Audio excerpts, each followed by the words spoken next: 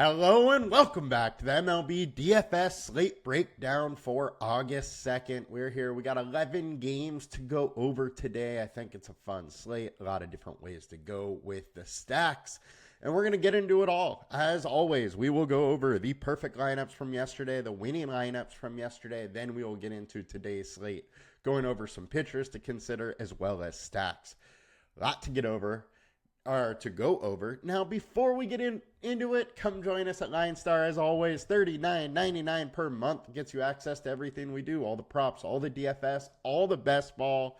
And we are almost in football season now. We are 1 month away from opening of NFL, 2 months away from opening of basketball. Now is the time to get in.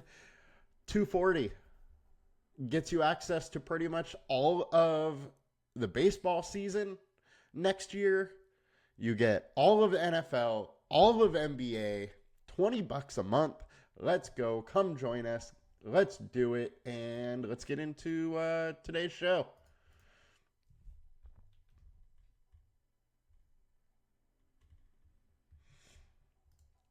All right, over to the perfect lineups. And we will start with Fanduel. Perfect lineup with Charlie Morton.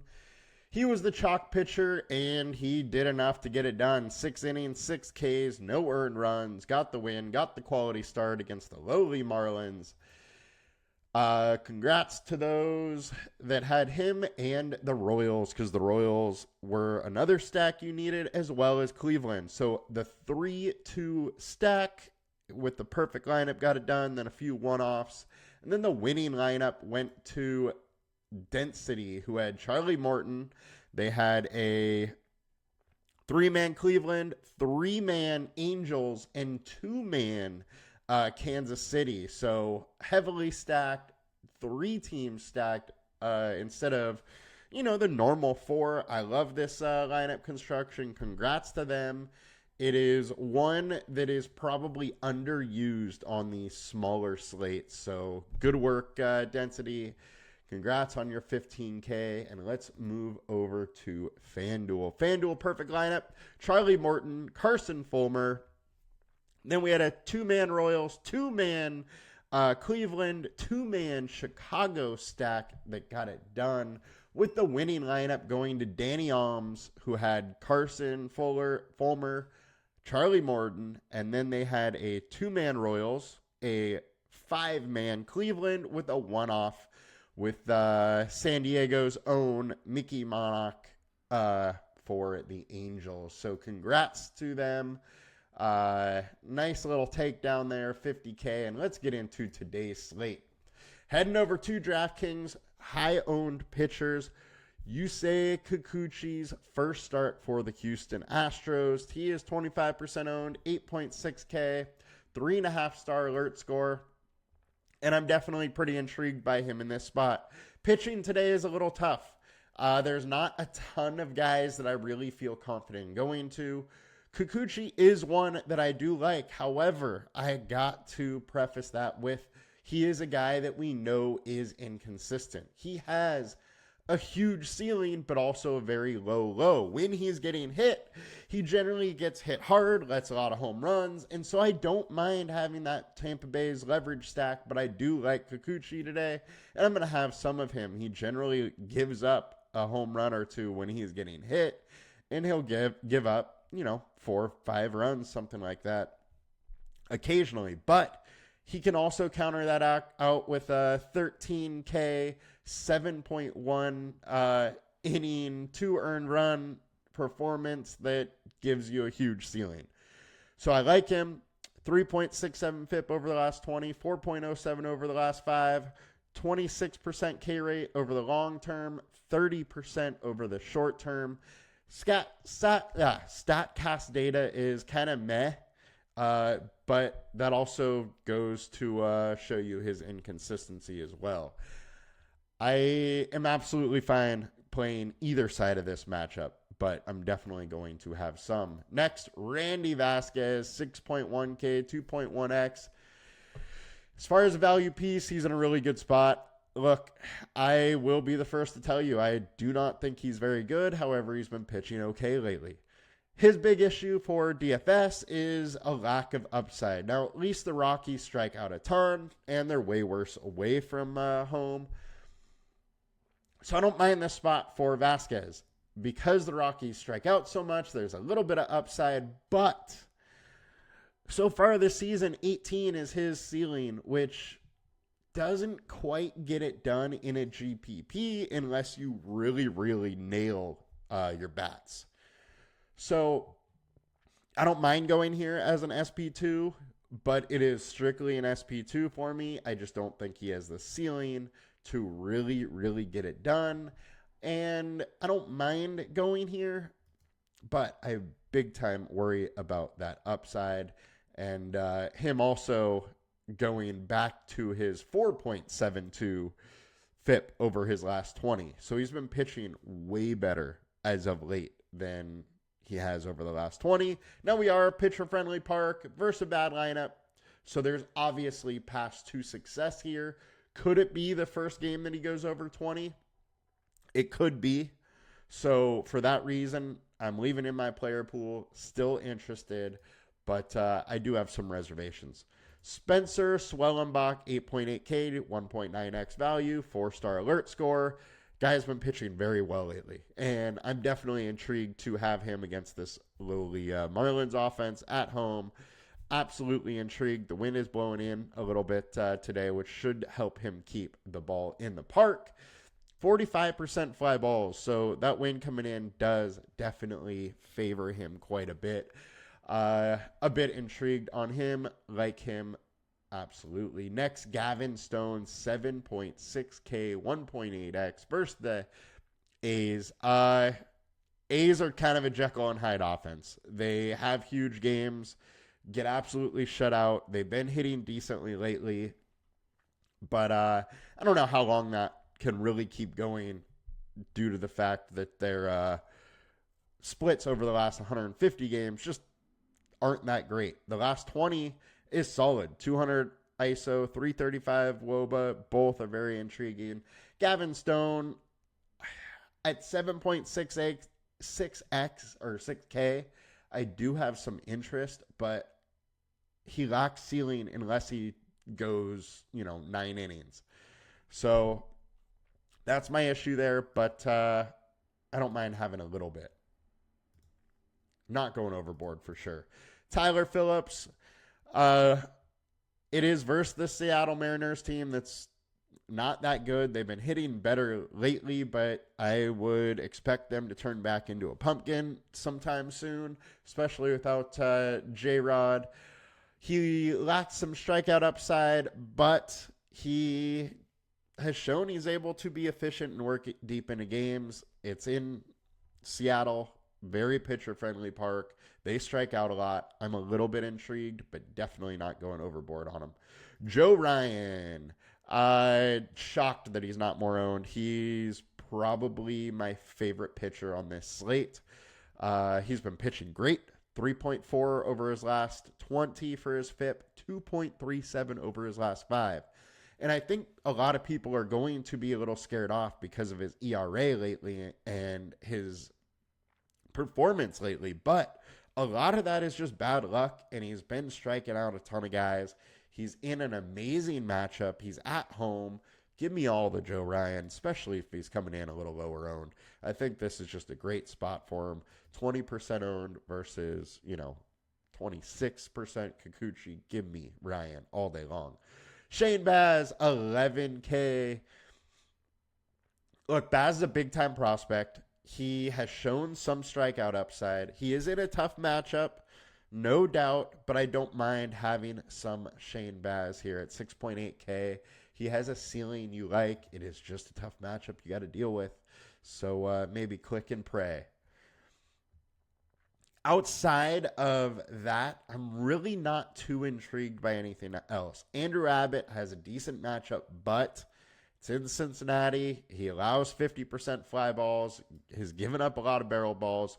Hard for me to really go there against the Giants team that is hitting well lately. So I don't really love that spot. Tyler Anderson, he's been pitching super well, but it's against a hot Mets team. I'm willing to have some Tyler Anderson, just not a ton of him. He is a, low-owned pivot piece that I don't mind taking. I think you kind of got to talk Gausman just because it is Gausman. He does have that big-time ceiling, but he's versus a very tough Yankees team. There's also some weather issues in New York, so pay attention to that. Brian Wu, tough matchup, but I do like him as a pitcher. My issue with him is he only went 70 pitches his last 3, 4, 5 outings. So I just don't think he's going to have a ceiling, and for that, I can't go there. I'm never a big Stroman fan, but Blue Jays aren't very good. So for that reason, you could go there. Now let's get into FanDuel quickly.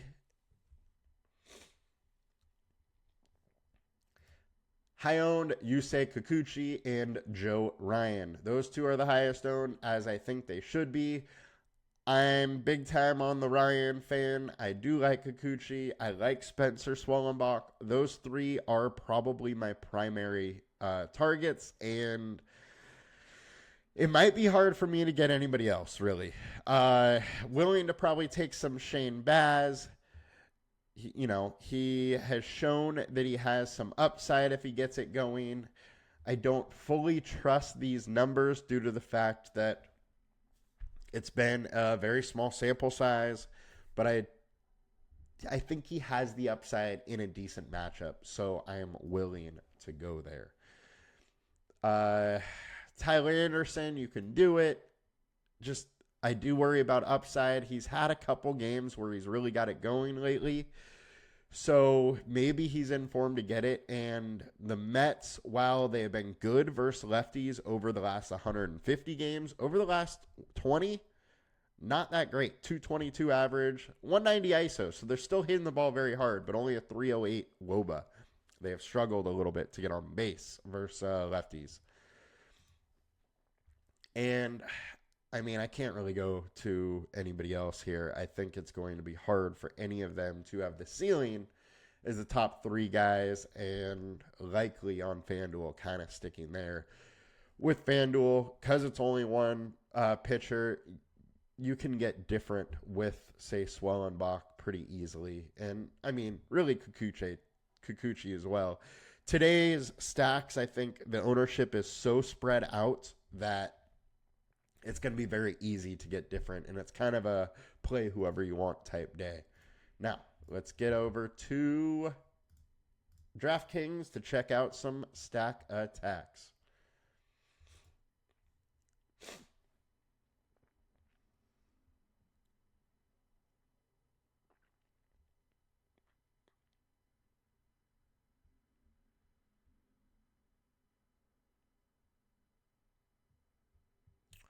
And our highest value spot, we got Miami versus Spencer Swellenbach.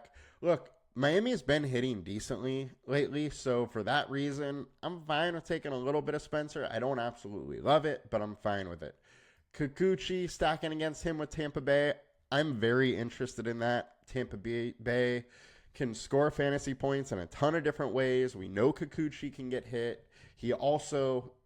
Tampa Bay also has a nice leverage, so I do really like that play. Now let's check the highest owned stacks for the day.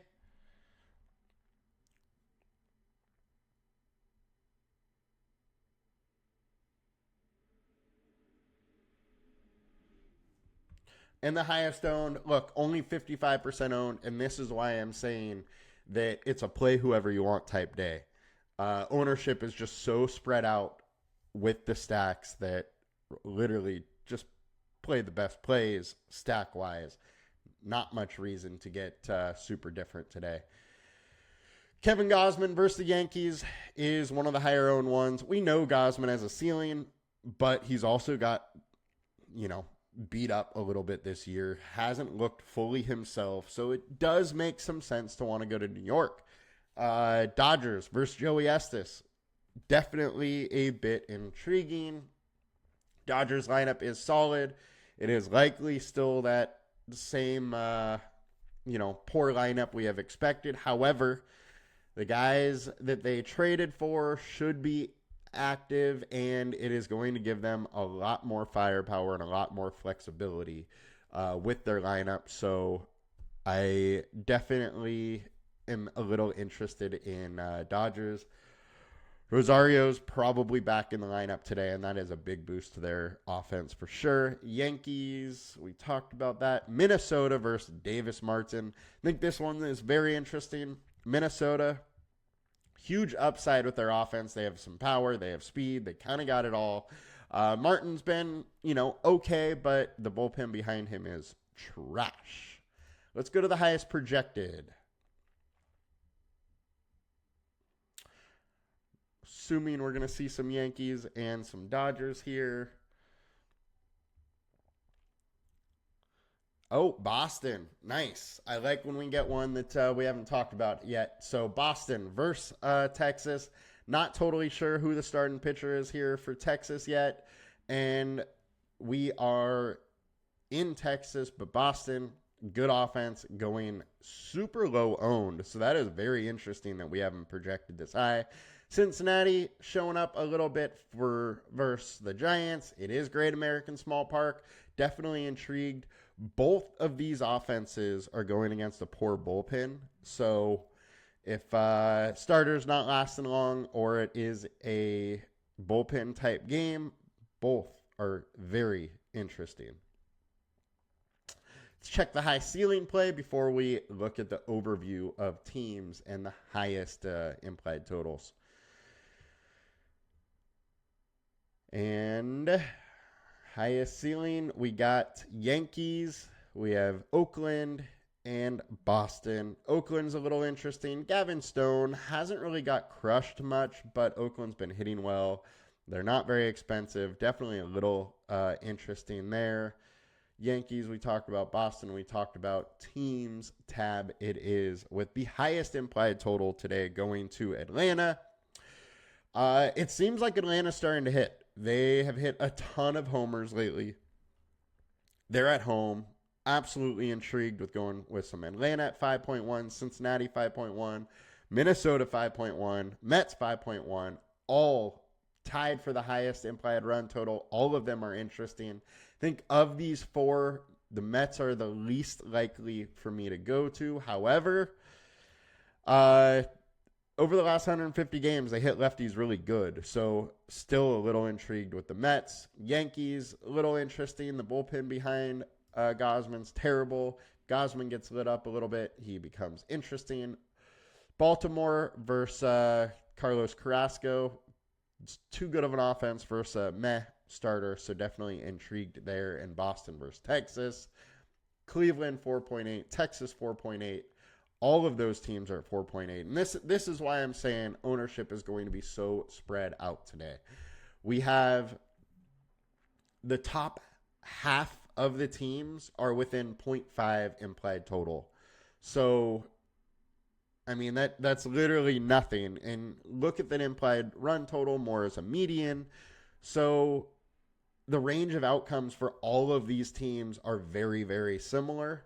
So with that, you can really get different. I mean, San Diego Padres have been a very hot offense. They're versus Austin Gomber, who is not very good, and the bullpen behind him is bad. So Padres, low owned, become very interesting. Their implied total difference is only 0.4. It's nothing. It's not much at all. So do not feel like you have to go to one of these top, say, 4 or 5 stacks. There's plenty of room down below to get different and get some stacks. All right, guys, that'll do it for us today. Have a great weekend. Good luck. And please like, comment, and subscribe to the video. It helps us a ton. And see you guys next week. Peace.